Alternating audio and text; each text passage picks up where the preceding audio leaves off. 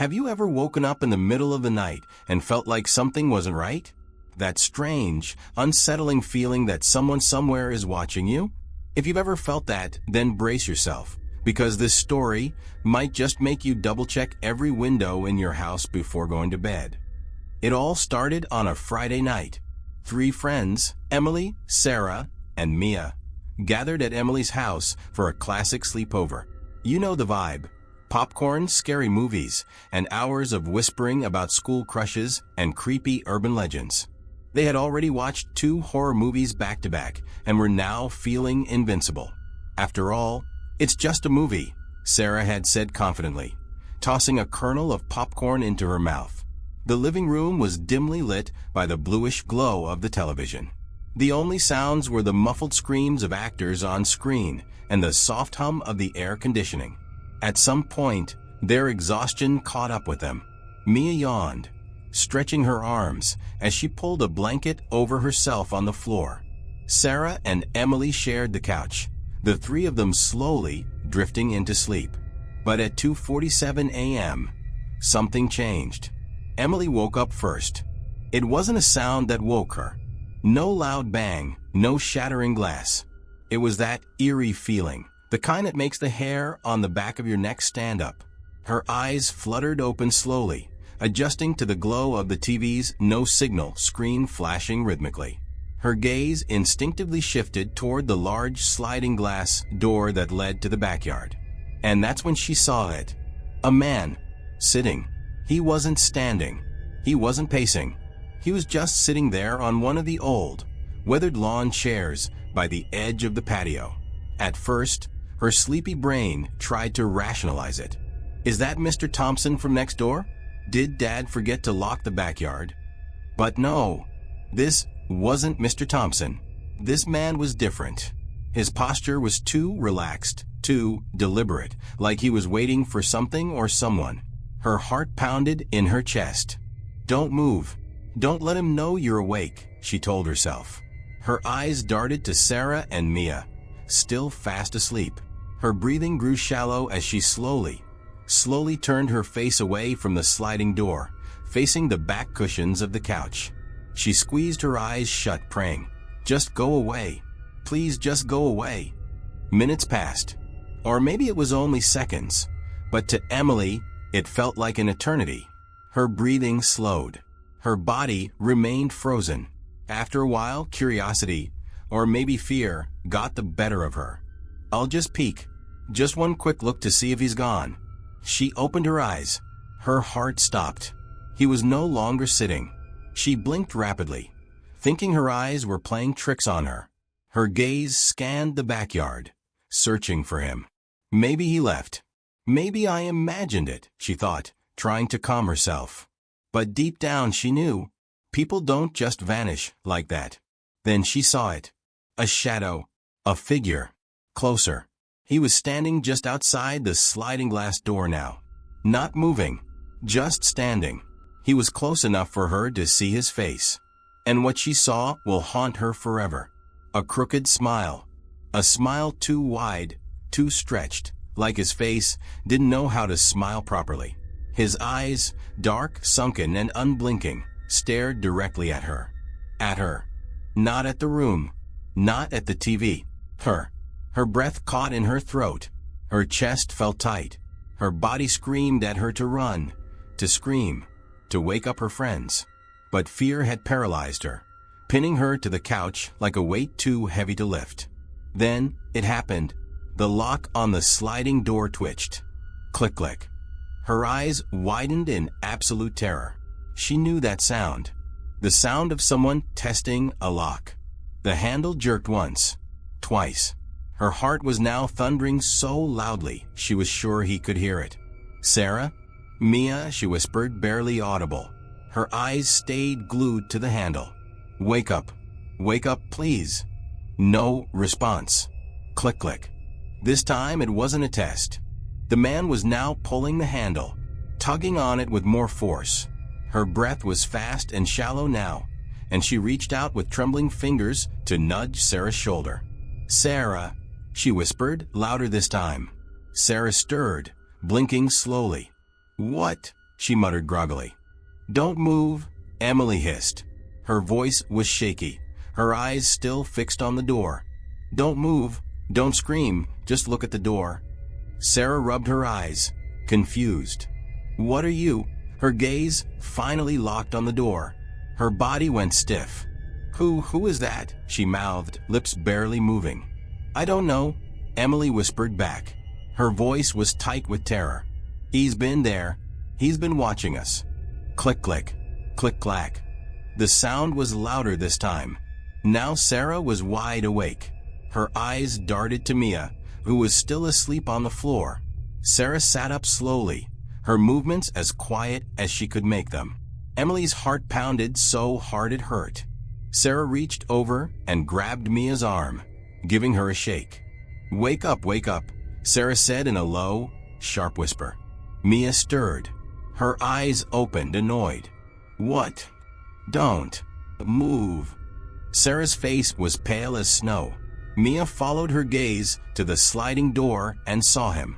The man with the crooked smile. Mia's breath hitched. Her lips parted to say something, but Emily shook her head furiously, mouthing the words, "Don't scream." Then silence. For a moment no one moved. No one breathed. Just the faint hum of the TV's no signal screen flickering in the background. Bang. They all jumped. It wasn't the door. It wasn't the knock. It was a loud thud at the front of the house. Their heads snapped toward the front hallway. No, no, no, Emily whispered, panic setting in. He's going around. Her words had barely escaped her lips when they heard it, the front doorknob jiggling. This wasn't like the gentle twitch of the backyard door. This was rough, desperate. The door rattled harder and harder, as if someone was trying to tear it off its hinges. Run, Sarah said suddenly, grabbing Mia's arm. Emily bolted up from the couch, adrenaline finally overriding her fear. They sprinted toward the stairs, footsteps pounding on the wooden floor, not even caring how much noise they made. Behind them, the rattling grew louder, more violent. They ran to Emily's bedroom on the second floor and slammed the door shut, locking it.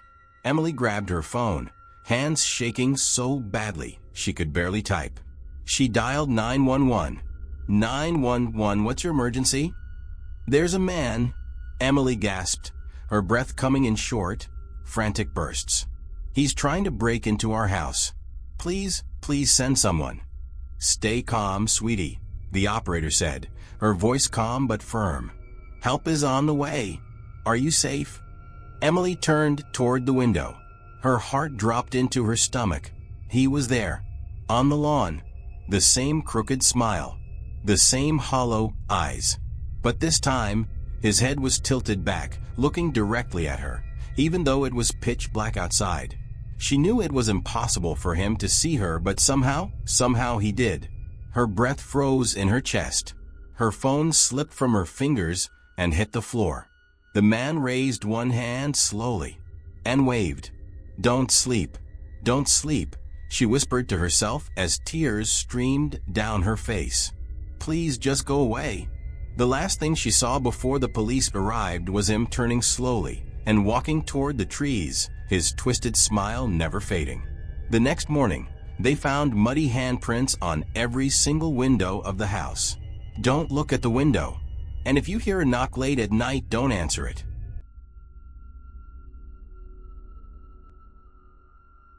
They say curiosity killed the cat, but sometimes curiosity does something worse. It follows you home. This story is about two friends who thought it would be fun to explore an old abandoned hospital. Spoiler alert, it wasn't fun. It all started on a cloudy Saturday afternoon. Tyler and his best friend, Jordan, were hanging out at Tyler's house, scrolling through TikTok. They stumbled across a video titled, 5 Scariest Places You Should Never Visit. And of course, that only made them want to visit one. They clicked on the video, and at number 3 on the list was a place they recognized immediately, Robertson Hospital. It wasn't just some random haunted site on the internet. It was right there in their own town, Dude, that's literally like 15 minutes from here, Tyler said, grinning as he sat up. You know what that means? Yeah, Jordan replied, already catching on. It means we're not going there. Come on, man, Tyler nudged him. Many people can say they've actually been inside. Besides, it's just an old building. What's the worst that could happen? What's the worst that could happen? Those are the words every horror story starts with. By 6 p.m., they were already on their bikes, riding toward the edge of town. The sky had turned a dull shade of gray, clouds hanging heavy like they knew something the boys didn't. When they finally arrived at the back entrance of the Robertson Hospital property, they could already feel it. The place was wrong. The building was a crumbling husk of its former self. The brick walls were stained with dark streaks from years of rain, and the windows were all either shattered or boarded up. But even more unsettling was the silence. No birds, no wind, nothing. Just their own footsteps crunching on the gravel and the distant hum of cars from the main road. You feel that? Jordan whispered, glancing over his shoulder. Yeah, Tyler muttered, looking up at the building's looming frame. Feels like, I don't know, just weird. They found a broken window near the side of the building and climbed in carefully. Tyler went first, flashlight in hand, while Jordan followed. The smell hit them immediately, a mixture of wet concrete, mildew, and something faintly metallic. Smells like something died in here, Jordan said, covering his nose. Relax, Tyler replied, grinning. It's just mold. But it wasn't just mold. The inside of the hospital was worse than the outside.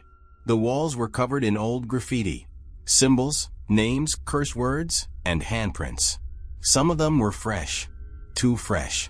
Their flashlights flickered over crumbling tiles, exposed wires hanging like dead vines, and doors half open, revealing only darkness beyond.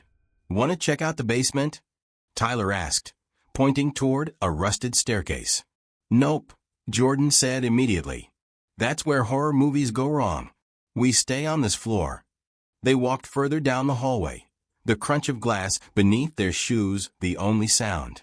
Their flashlights skimmed across broken medical equipment, torn hospital beds, and shattered monitors. The deeper they went, the colder it seemed to get.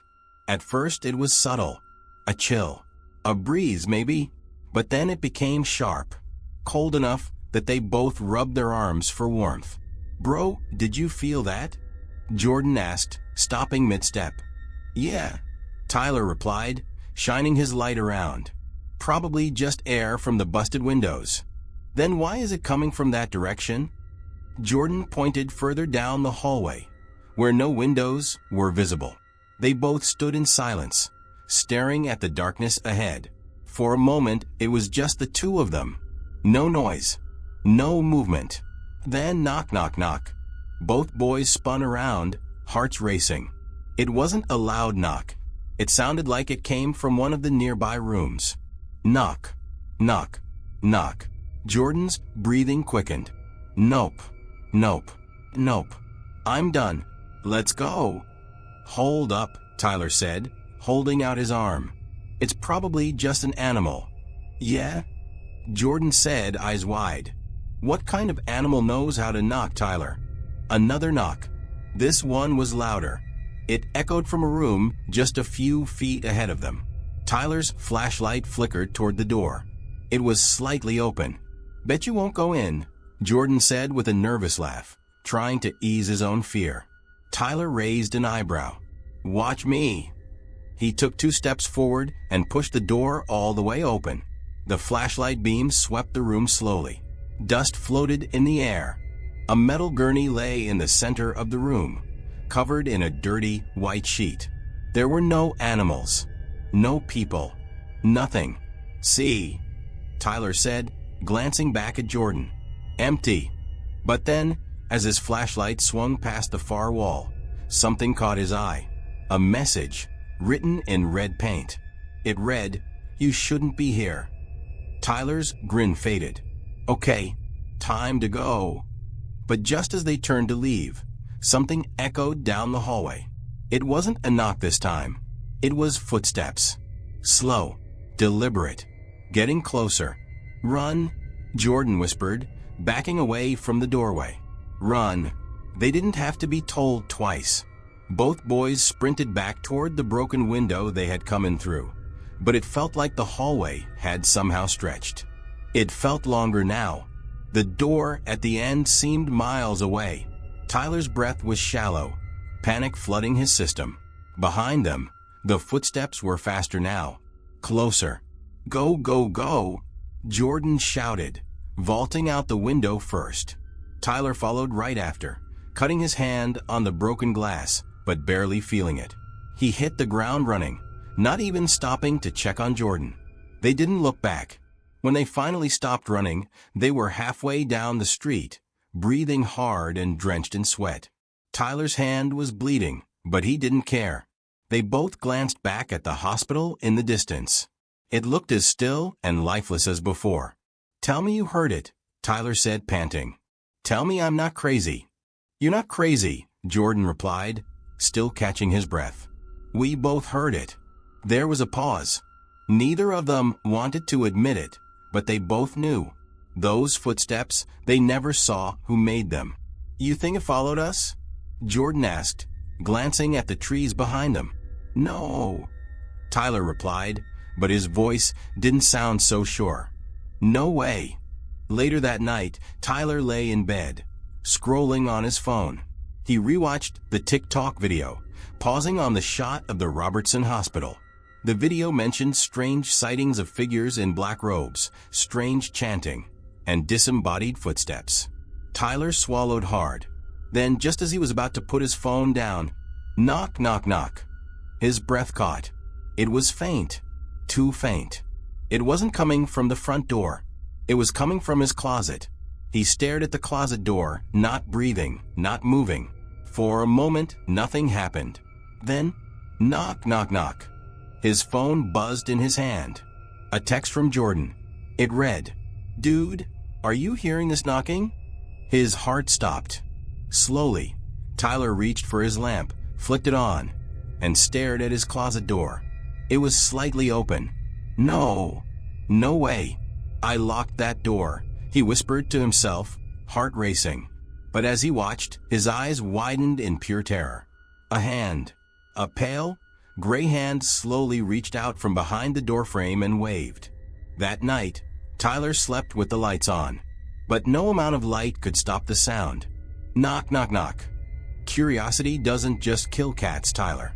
Sometimes it comes home with you.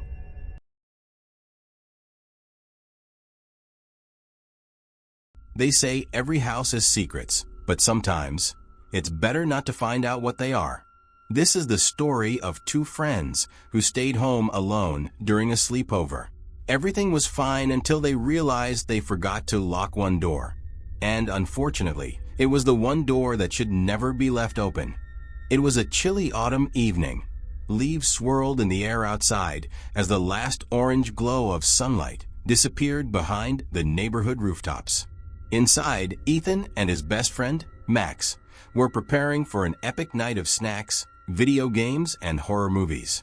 Ethan's parents had left for a dinner party, trusting the two boys, both 13, to handle themselves for a few hours. "We have the whole house to ourselves," Ethan grinned, tossing a bag of chips onto the living room couch. "No parents, no rules.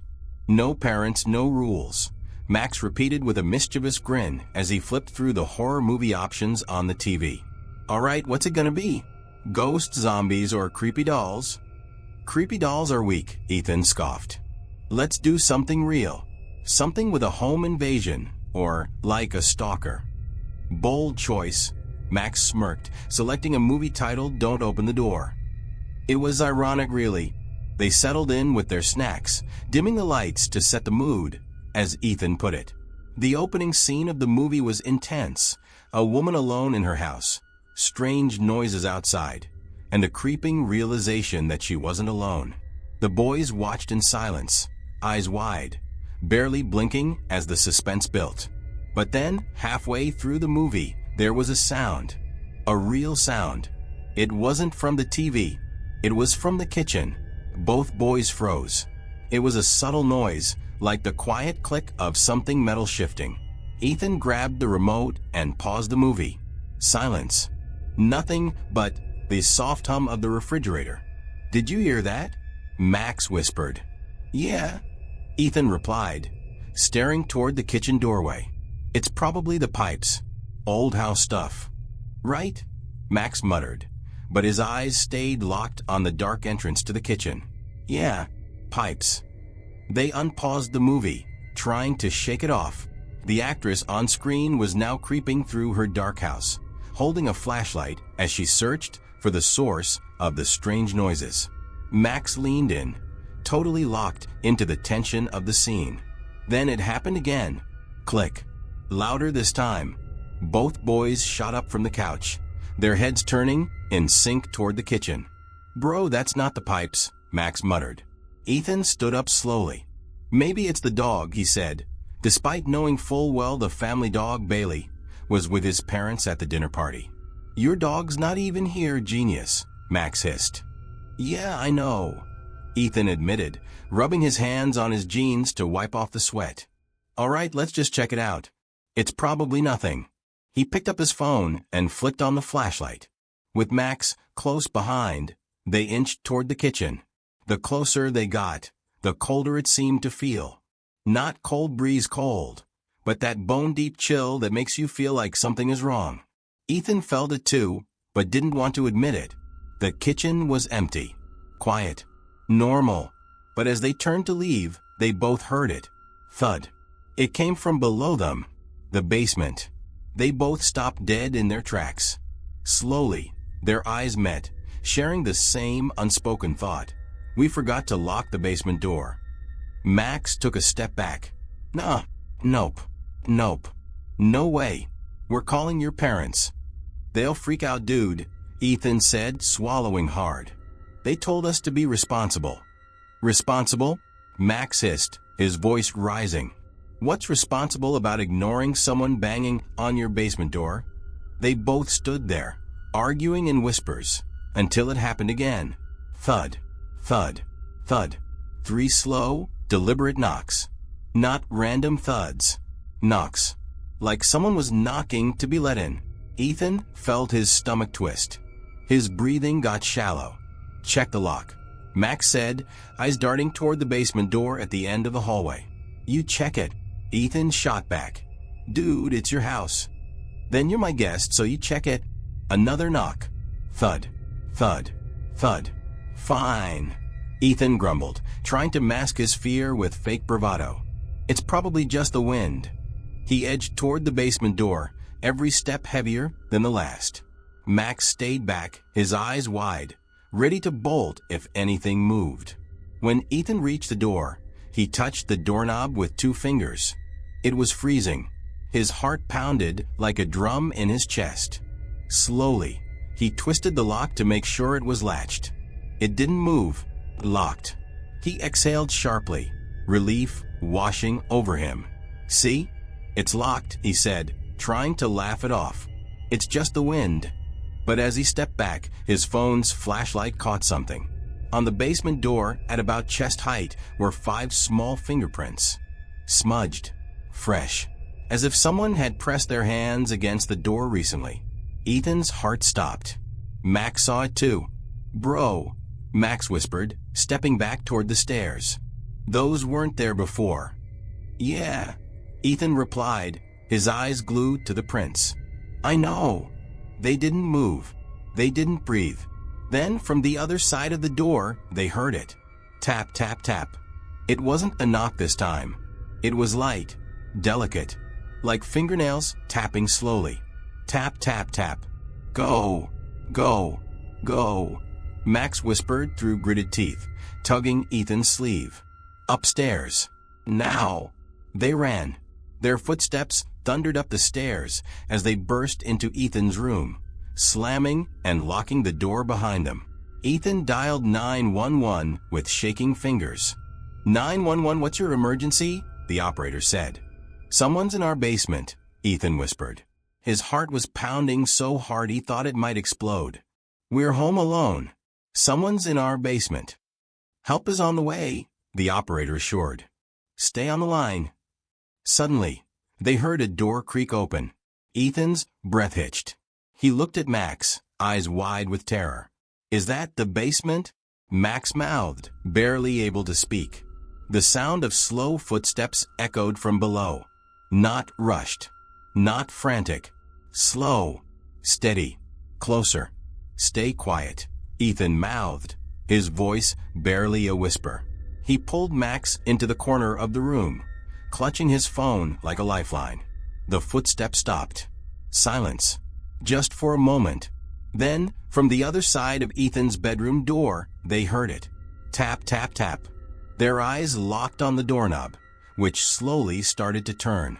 Ethan could feel his pulse in his ears. "They're here," Max whispered, his eyes welling with tears. "They're here." The doorknob stopped turning. For one brief second, everything was still. Ethan held his breath, counting each second, praying it was over. Then, the knocking began again.